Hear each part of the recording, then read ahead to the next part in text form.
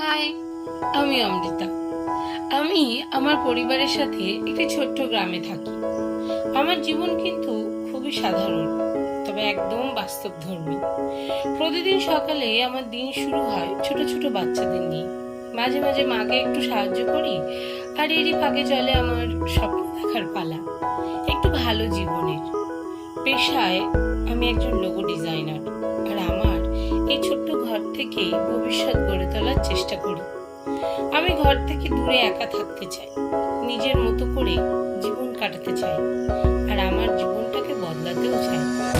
আর হ্যাঁ, হয়তো আমার মতন কাউকে স্বপ্ন দেখার সাহসও জোগাতে চাই। তাই যদি তুমি এখনো আমাকে দেখছো, তাহলে তোমাকে অনেক ধন্যবাদ। This is just